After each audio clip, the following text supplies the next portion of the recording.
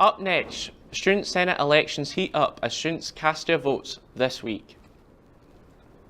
Stay tuned, controversy brews as right-wing activist Charlie Kirk's visit to KU stirs up campus tensions. More to come as Jackson County, Missouri voters reject the stadium tax for the Chiefs and Royals, leaving an uncertain future. Live from the studio in Stauffer Flint at the University of Kansas, you're watching KUJH News. Good morning and welcome back to KUJH News. I'm Francesca Onofrio. And I'm Murray Hamilton.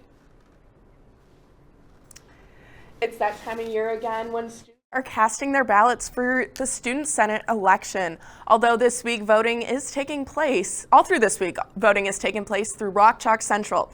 KUJH reporter Stella Urarte tells us more about the two coalitions running and the stakes of the voting in this election. Two coalitions are running in this year's election. One KU with running mates Zachariah Ahmed and Walker Haber, and the incumbent coalition Ad Astra under Danae Estabine and Ivana Dominic.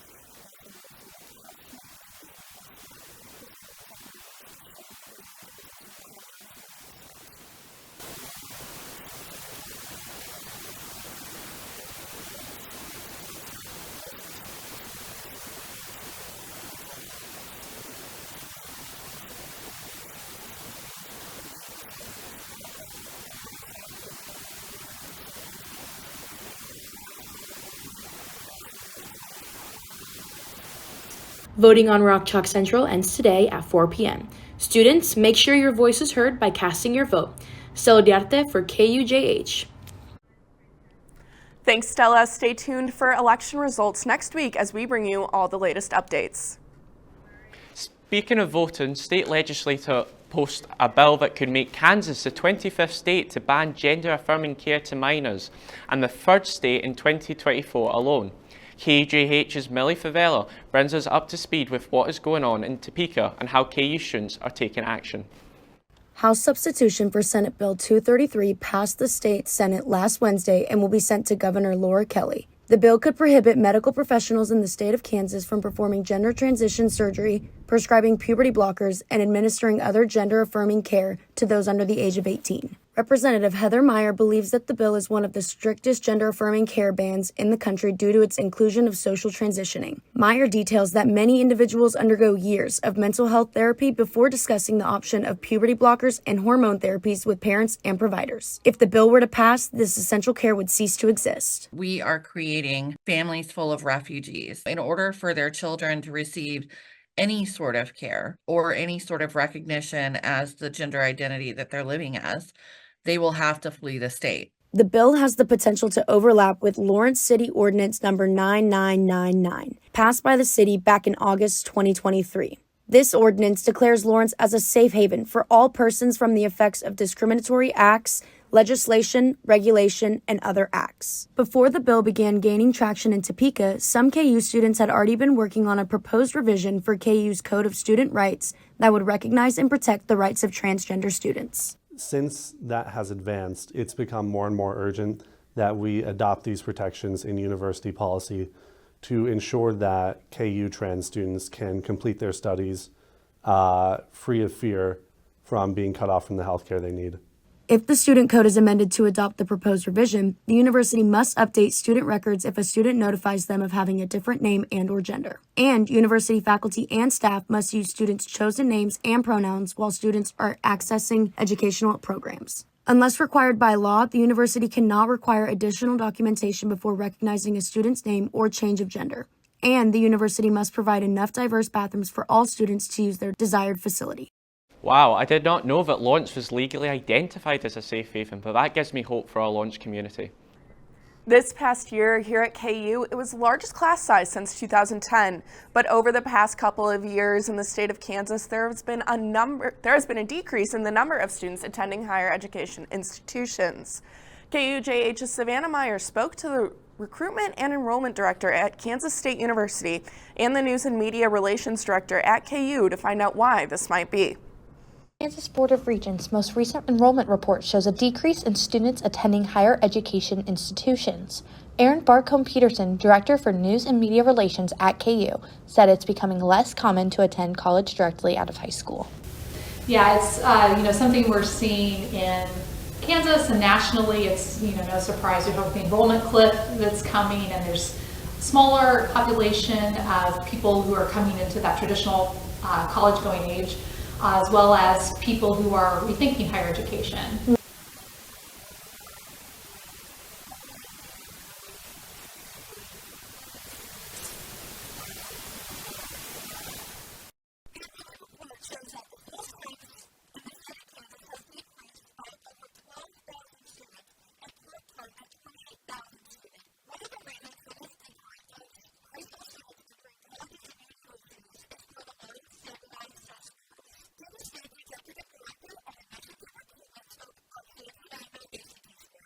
But overall, it's a really small number of colleges nationally that are absolutely requiring a standardized test.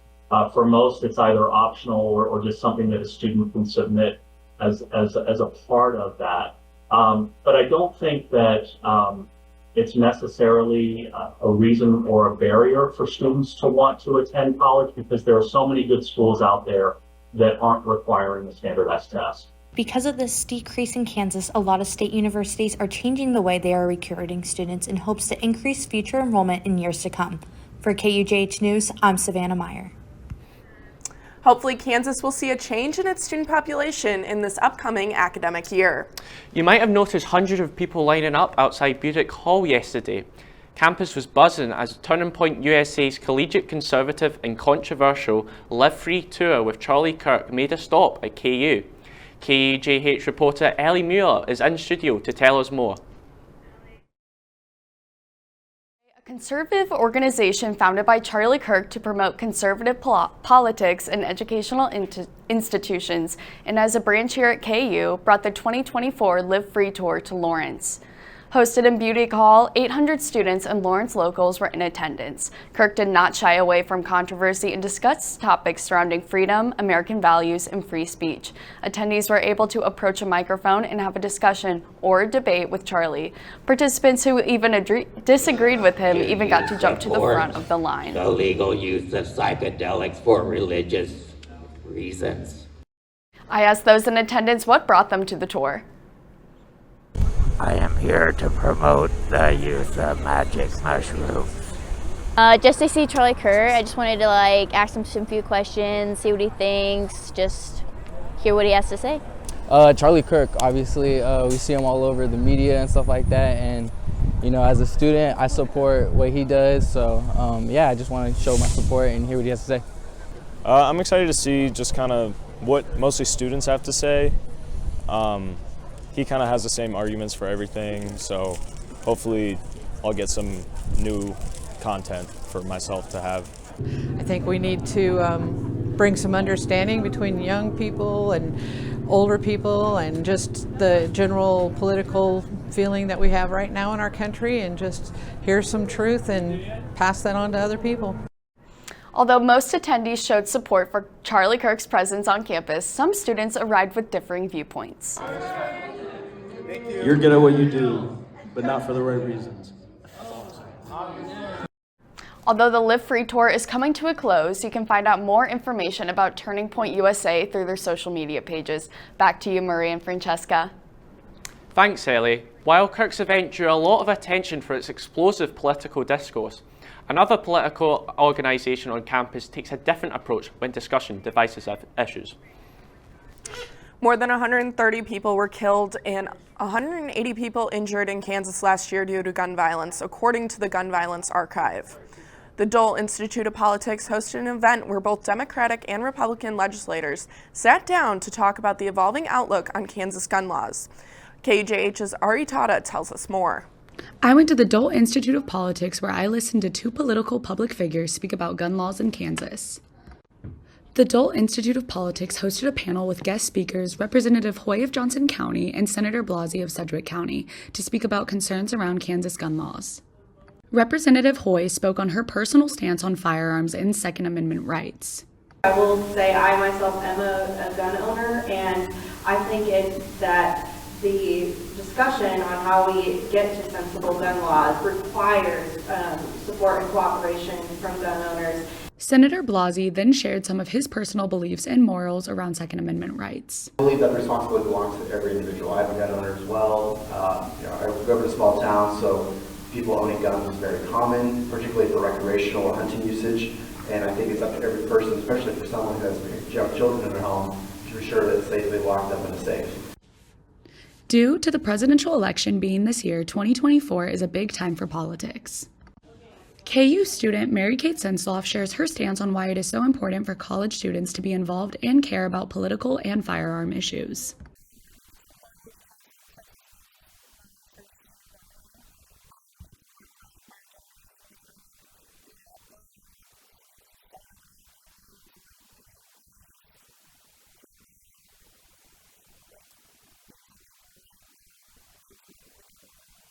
It is very assuring and promising to see college-age students caring about political matters and having a say in the 2024 presidential election. For more information on events and civic engagement, go to doleinstitute.org. Thanks, Ari. It's great to watch elected officials come together in a civil manner to discuss gun control. It's also so good to see so many students interested in politics, especially with the upcoming election year. After a week of a stormy political climate on campus, let's take a look at the actual weather forecast for the week ahead. Ashton Rizzo is here with a sneak peek at what's in store for us in the coming week. Good morning. We are taking a live look outside. We have lots of blue skies as we're waking up this morning. As you can see behind me with our cameras, we have our Topeka camera, our Manhattan camera, our Lawrence camera, and then our Emporia camera, just lots of blue skies. And this is going to be the trend for most of the day, taking a look at our satellite and radar. As you can see, hardly any clouds there, and our temperatures are hanging out in the lower 50s currently, 52 degrees in Lawrence right now. We have 52 in Ottawa as well, and today we're not warming up too much. It's going to be a slow crawl back into those 60s for today. 60 degrees by 4 p.m. Lots of sunshine, though. It will be a slightly breezy day. Winds are out of the northwest up to about 15 to 16 miles per hour, and then gradually decreasing our winds as we head into the overnight hours. However, though, coming up, we will take a look at our frost advisory that's going into place for tonight, chilly temperatures for this evening, a look at our solar eclipse forecast for Monday, and then warmer temperatures as we head into next week. Thanks, Ashton. Stay with us for Ashton's full forecast, along with everything you need to know about the total solar eclipse on April the 8th.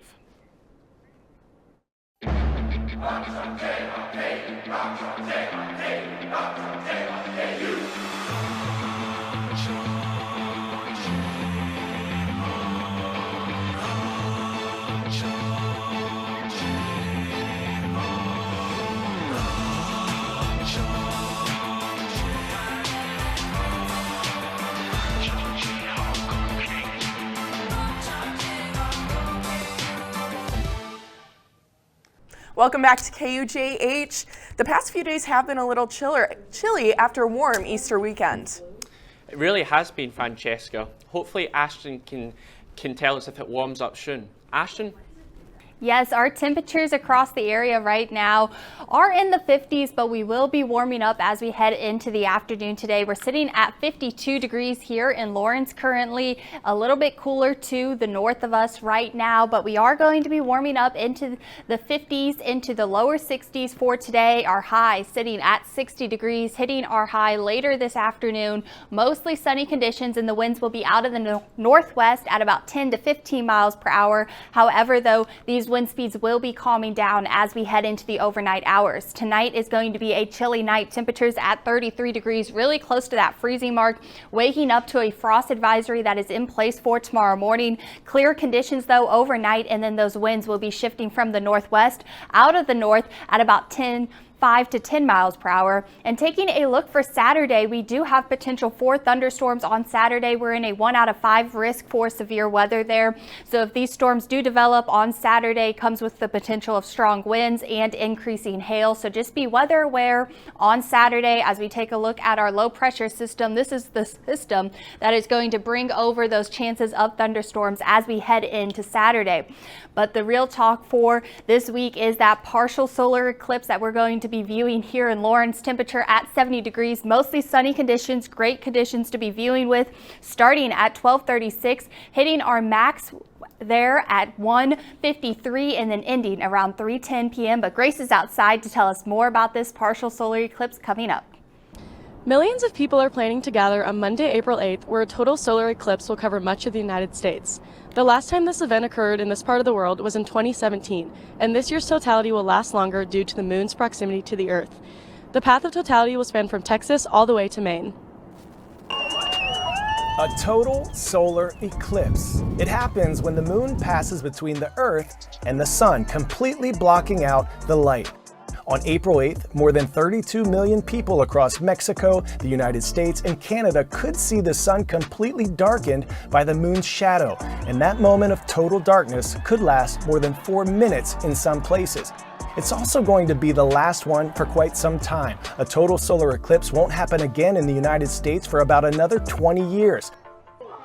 Location is key. The total eclipse is only visible inside a very narrow track known as the path of totality. It stretches more than 10 U.S. states from Texas through Maine, and the timing changes depending on where you are within that path.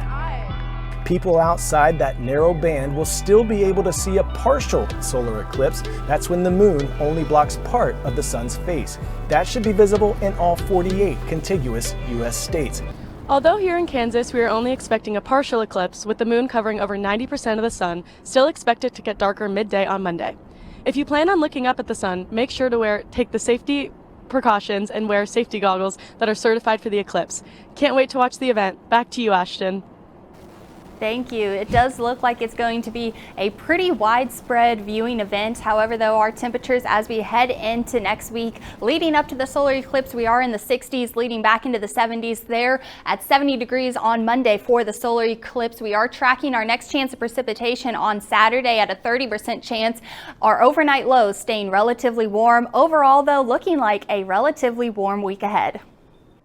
From the latest updates on KC pro teams to college showdowns and even the pulse of intramural action, we've got you covered. Stay tuned for KUJH Sports. Yeah, I always just clap in this part. This is where everyone's talking amongst themselves. Do you know how to do it? Do you know how to do it? Are we supposed to smile? When do we start?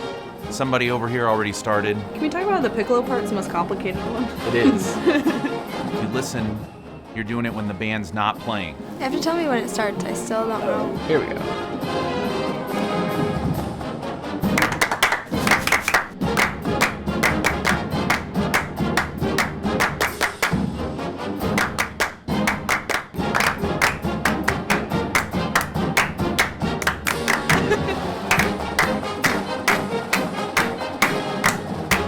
Now.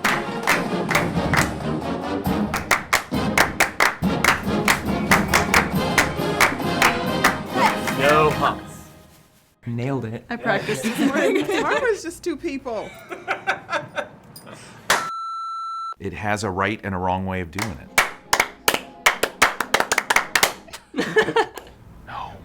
No. wrong. I like my way better. I don't know how to do the end. It's just I don't know the head.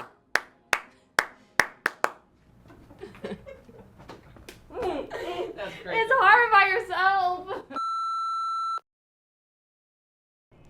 Welcome back to KUJH Sports. I'm Millie Favela. We have Kansas City and KU Sports News, so let's get started. Earlier this week, voters in Jackson County, Missouri voted against a sales tax extension that would fund stadium projects for the Chiefs and Royals. The extension would have continued the 3/8 cents sales tax for 40 years. It would have raised about $1.7 billion over that time to fund a new ballpark for the Royals in the East Crossroads and fund upgrades to Arrowhead Stadium. The front office of both teams shared their thoughts on the voters' decision. We'll take some time to reflect on and process the outcome and find a path forward that works for the Royals and our fans. Thank you. We respect the decision of the Jackson County voters today. We're disappointed. We feel we put forth the best offer for Jackson County, and we were ready to extend the long-standing partnership that the teams have enjoyed with this county. This does not mean that the ballpark in the East Crossroads will never be built. They more or less stepped up to the plate and recorded their first out. In baseball, you get 3 outs, so they will revise their plan in the near future and try to make it work. Less than 2 weeks ago, KU men's basketball season ended with a loss to Gonzaga in the round of 32. Since then, Bill Self has already landed 2 recruits from the transfer portal. After the loss, Self said he had already been spending his free time thinking ahead to next season. Well, I think for the last month, I've been thinking about next season, to be honest. Not in the moments during the game, but, you know, we had 8 guys on scholarship and we played, that were healthy there late, and you know, injuries are part of the game, so that's not an excuse. But we could have done a much better job as a staff, putting more guys out there that we could play. The 2 players that have signed with Kansas are Riley Kugel from Florida and Zeke Mayo from South Dakota State. Kugel is an athletic wing who averaged 9 points a game last year for the Gators. He has also been around 40% from the 3-point range in SEC play in back-to-back years. Zeke Mayo is a Lawrence native who just won Summit League Player of the Year, averaging nearly 19 points, 5 rebounds, and 3 assists a game. The Jayhawks needed some help in their backcourt, and they got it. These 2 should play big roles for the Jayhawks next season. I'm sure these 2 transfers are excited to take in the electric atmosphere at Allen Fieldhouse. KUJH's Raneem Alassami introduces us to a KU student who might look familiar as he talks about the prominent spot in the student section. Familiar face that you might have seen around campus, on your daily Kansas newspaper, TV screens, Twitter, or just in the front row of any basketball game. Sam Aldiger, an Overland Park native and a senior at KU, has been a huge KU basketball fan since the age of 12. He joined a camping group as a sophomore, then formed his own group junior and senior year. His camping group, Netflix and Bill, was able to get front row 10 out of the 17 KU games this season. I guess it was pretty shocking to see myself in the newspaper a little bit with my chest painted and stuff, but I guess I did kind of get used to it a little bit, just being being on the Jumbotron so many amount of times and being in the intro video. I did kind of get used to it towards the end, but it's always good to see myself in places. Sam and his group planned ahead so they were well prepared for the season.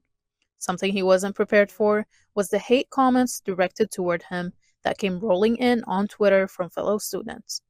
I love every single second of it. I loved every single second of it. I loved all the tweets. I know in my heart we didn't rig it. We were just extremely lucky in a dedicated group. For his senior year, he made sure to keep a positive attitude and appreciation of the memories made in Allen Fieldhouse, and perhaps a little bit more. Yeah, for every game, collected all the newspapers, and then I tried to collect the rally towels as well. Yeah, just trying to take every single piece of memorabilia I can from Allen Fieldhouse and keeping it for myself for memory's sake. So next year, I'll be a senior as well, so I'll be savoring every moment in Allen Fieldhouse, even if it's camping. Just across the street from Allen Fieldhouse, more students play in a basketball league of their own at the rec center. Lauren Ritchie was on the scene for some intramural basketball action last week. Let's take a look. Local universities are offering intramural sports for students to participate in a safe and friendly environment. As bracket play nears the end for the men's competitive basketball league, it all came down to the championship game, and these guys were loving every minute of it. You know, it means a lot because we come out here, we get to compete, you know, whenever we get to, and, you know, we just like try to win. Here's a look in at what it's like to play on the big stage. Hey, let's go, let's go. Hard work on 3, 1, 2, 3, hard work. My bad.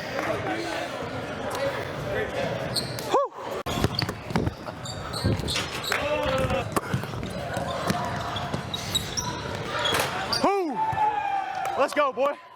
The lid's off the basket, baby. Let's go. Good game, guys. Good game. Good game, bro. I think we did fantastic. You know, we just had a great season. We played ball. You know, came out here every day and just won as many games as we could. I mean, we went undefeated, so we'll take it. Congratulations to the Bulls on their championship victory. To learn more about intramural sports, head over to imleagues.com. Thank you, Lauren, for that great insight on what intramural sports has to offer. Kansas baseball secured its first Big 12 Conference Series sweep on the road this past weekend against the BYU Cougars. The Jayhawks started the series strong on Thursday with an 11-1 win before wrapping up the series with 4-3 and 8-5 victories in Friday's doubleheader. On Monday, the Big 12 announced that 2 KU seniors, Jake English and Reese Dutton, received weekly conference honors. Dutton was named the Big 12's co-newcomer of the week, and English received his first ever Big 12 award, as he was named the Player of the Week. Last night, the Jayhawks came out of the gate strong, leading 2-0 against the Wichita State Shockers, but the Jayhawks ultimately fell short 7-6. KUJH's Barry Anderson is live at Hoagland Ballpark to give us a preview into the Jayhawks' big weekend. That's right, Millie. KU will take on the West Virginia Mountaineers here at Hoagland Ballpark for the weekend. The Jacks are soaring into this series with lots of momentum after sweeping BYU last weekend. The Jacks are currently in 4th place in the Big 12 with a conference record at 7-5, while West Virginia is in a conference record at 5-4. The Jacks are prepared to battle West Virginia for 3 games, while the first game will be at Friday night at 6 o'clock p.m. The weather will be nice all weekend, so come out and support your Jayhawks. From Hoagland Ballpark, I'm Barry Anderson. Thanks, Barry. I also hope fans can enjoy the nice weather and cheer on those Jayhawks against the Mountaineers. International student athletes are a major part of KU athletics. Freshman golfer Max Jelenek from the Czech Republic is proving that and then some. Max Jelenek from the Czech Republic came to Florida to play high school golf before coming to KU. Because I wanted to pursue this dream of playing golf at the highest level. And Florida seemed like the best place I could do that. And being in Florida for all those years, my goal really transitioned to getting into a big D1 school in the States. And I was fortunate enough to have the opportunity to come to KU, and for that I'm super fortunate and I'm really happy. While golf is not big in the Czech Republic, Max was lucky enough to have his dad get him into the sport.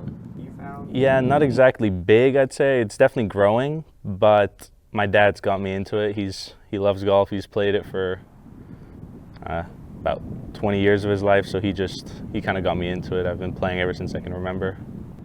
As only a freshman, Max already has 2 top 10 finishes on the year and continues to prove himself. Being a freshman and competing with all the older guys that are on the team, I think I got to prove myself. So I've just been trying to do my absolute best, 110%, and yeah, sometimes it works out, and I'm shooting to have a better score.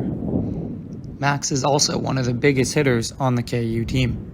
My biggest strong suit is definitely off the tee.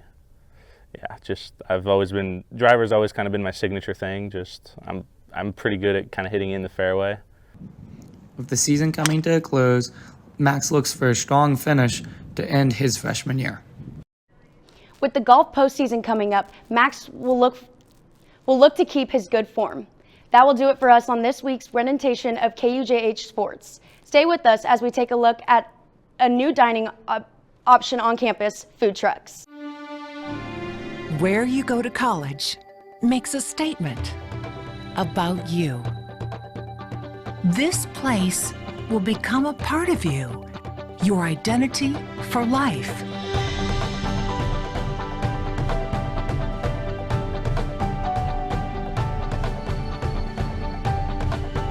The University of Kansas.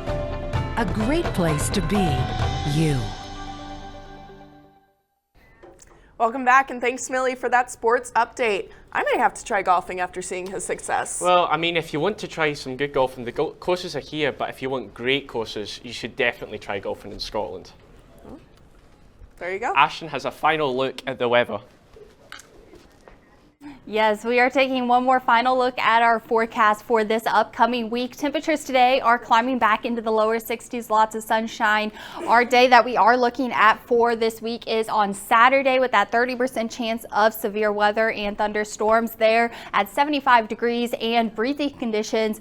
And then continuing with windy conditions as we head into Sunday. Overall, though, quite a bit of sunshine for this weekend. Next chance of precipitation does then begin to develop on late Tuesday, 20% chance there. Temperatures, though, overall are hanging out in the upper 60s, lower 70s. It is going to be a gorgeous week ahead. Thanks, Ashton. 4 food trucks rode onto campus yesterday, cooking up a storm with KU students and employees. I stopped by to explore these new lunch options. KU announced that they were trying something different in April with a new food event, Food Truck Wednesdays. Every Wednesday in April from 11 a.m. to 1 p.m, there will be 4 different trucks parked in different locations on campus, which will rotate each week. The food trucks include 2 Hot to Handle, my favourite truck, which serves Kansas City barbecue, Bryce's food truck, which serves breaded chicken and barbecue, M&D's Family Recipes, which serves Mexican food, and Tina's truck, which does burgers. KU student Riley Hike shared what she thought of the new event. Yeah, I think they're a really fun way to keep people excited throughout the week and just have local businesses here and support small business. So I'm really excited. Each week, these trucks will be located outside Ambler Recreation Centre, Green Hall, Jayhawk Welcome Centre and the parking lot behind Bailey Hall. There's a QR code posted outside each food truck which students can go to voice their feedback on the scheme. I got to go behind the scenes of 2 Hot to Handle's truck while they were making the food and asked the owner, David Strake, what he hoped the food on campus would achieve for his business. Our goal here is to make our presence known, great barbecue for the KU Lawrence campus, and just make happy people. I even got to try some free Kansas City barbecue out of it, which was so tender and delicious. So, Murray, were you able to try any of the food trucks? Yeah, I managed to get some free Kansas City barbecue, so I was pretty happy with that. It was pretty tender and delicious, so yeah, it was nice. That's pretty awesome. Yeah, no, I'll definitely have to go check them out next Wednesday. Yeah, so will I. I know. I will have to as well. Well, next week on KUJH, we'll have the results of the Student Senate elections. And tune in to hear more on what Ashton is predicting for the weather and a KU sports update. And learn why student absences are on the rise. Keep up to date with KUJH on TikTok, Twitter and Instagram, as well as visiting our website at tv.ku.edu. I'm Francesca Onofrio. And I'm Murray Hamilton, signing off.